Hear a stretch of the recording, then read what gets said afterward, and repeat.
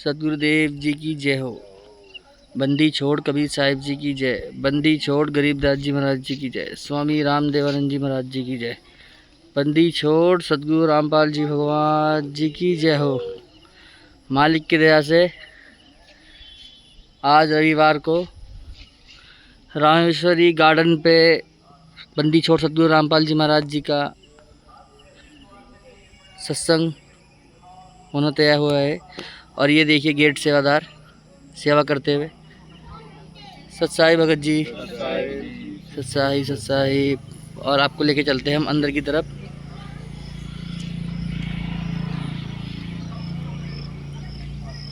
बंदी छोड़ सतगुरु रामपाल जी महाराज जी कहते हैं कि संत मिलन को चालिए तजमाया अभिमान, और जो पग आगे धरे वो है यक समान। परमात्मा बताते हैं जो तत्वदर्शी संत होता है उसके सत्संग में जो आदमी अपने कदमों से चल के आता है उस हर एक कदम का एक अश्वमेध यज्ञ के समान पुण्य मिलता है। तो जहाँ कहीं भी तत्वदर्शी संत का समागम हो वहाँ पर आप अवश्य जाए और अपने पुण्य बनाएं। इस कलयुग में तत्वदर्शी संत का आना और उस संत का समागम में जाना बहुत ही लाभदायक है। इस समय पे हमें ये अनमोल जीवन जो मिला है, ये मानव जीवन का कल्याण करने के लिए जो समय मिला है ये बहुत अनमोल है।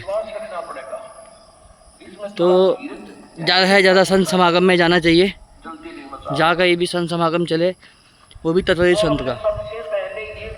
और ये देखिए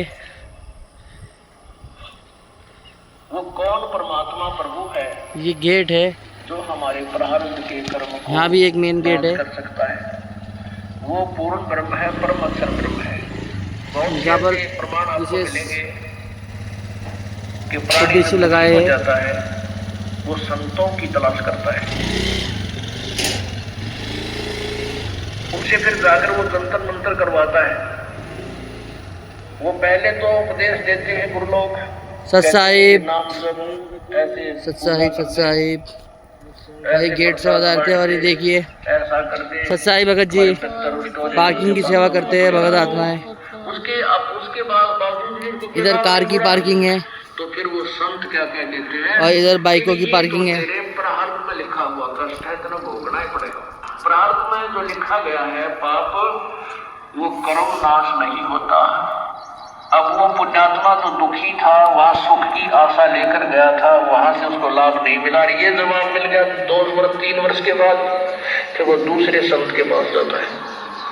सेवा करते ही दूसरे संत के पास में उसकी यही क्रिया शुरू होती है, ऐसा करते वैसा करते ऐसा करते, जोधाराम की सेवा करते हैं, कर ले इतना काम ये कर ले, और फिर भी लाभ नहीं होता। फिर वो तीसरे के पास जाता है, फिर चौथे के पास जाता है, और अंत में नास्तिक हो जाता है। जलराम की सेवा सत्साहिब। अब नास्तिक क्यों पनपी हमारे समाज में? क्योंकि सत्साहिब कबीर जी ने सत्साहिब देखिए चाय राम की सेवा चल रही है।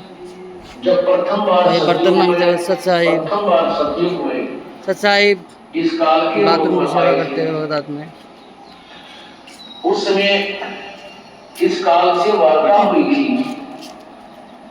ये देखिए तो एंट्री काल सेवा ने क्या है। कहा था?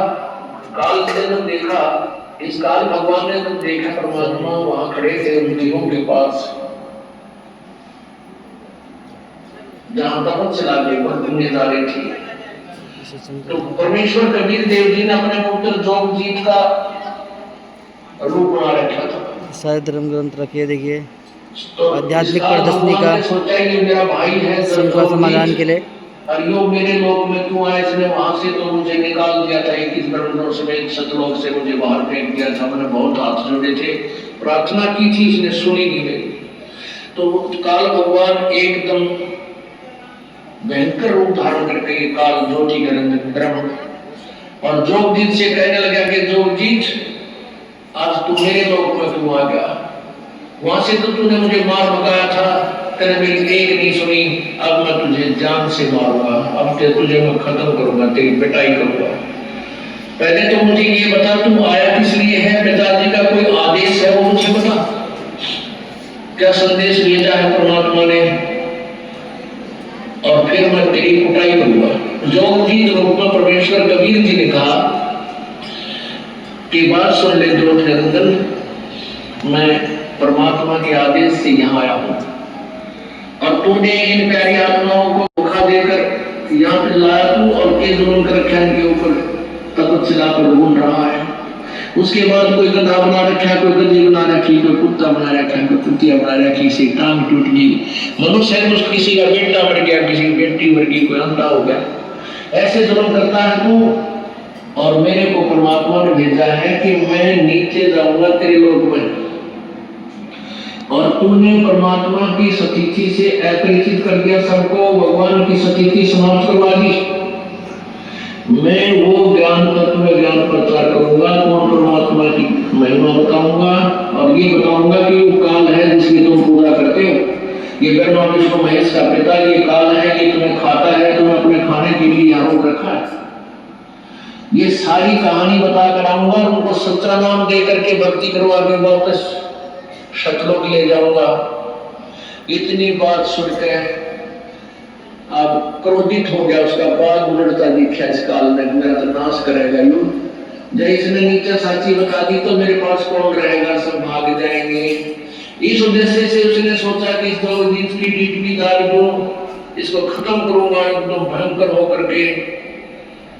परमात्मा कबीर जी कहते धर्मदास अपनी प्यारी आत्मा को कि ऐसे भयंकर होकर ये काल मेरे ऊपर झपटा, और धर्मदास मैंने श्वास का सिमरण और सतनाम का सिमरण शुरू कर दिया, श्वास और श्वास से।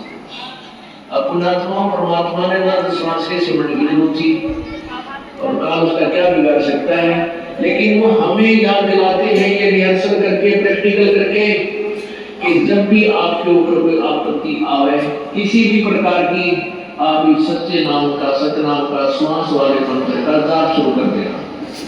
चाहे आपने कोई राक्षस दिखाई दे, कोई भयंकर कोई प्राणी आपके पीछे लग जाए, आपको हानि पहुंचाने की चेष्टा करे, आप करके देखना, तो परमात्मा हमें याद दिलाते हैं कि आप ऐसे करना किसी आपत्ति के समय। तो वो कहते हैं धर्मदास मैंने सांस का सिमरण शुरू किया, और काल उस स्मरण के प्रभाव से इतना कंडम हो गया, वो ऐसा है हो गया, और ऐसे गया वहां से जमीन पर जैसे पक्षी की पांख कट जाया करे, पड़ा पड़ा फड़फड़ाता है, उड़ नहीं सकता। तो उसने देख लिया, काल भगवान ने देख लिया कि जोगजीत के पास बहुत प्रबल शक्ति युक्त मंत्र है, और मेरी इसके ऊपर दाल गलेगी नहीं। तो चापलूसी का तरीका अपनाया, पैर पकड़ दिए, घिसट पिसट के नीचे आकर जोगजीत के दोनों पैर पकड़ दिए, कहने लगा तो मेरा बड़ा भाई, मैं तेरा छोटा भाई। क्योंकि जोगजीत, सहजदास, अचिंत, तेज, ज्ञानी ये पहले परमात्मा ने उत्पन्न किए थे। अचिंत के बाद फिर अक्षर पुरुष उस अचिंत ने किया, उत्पन्न किया। ज्योति निरंजन को परमात्मा ने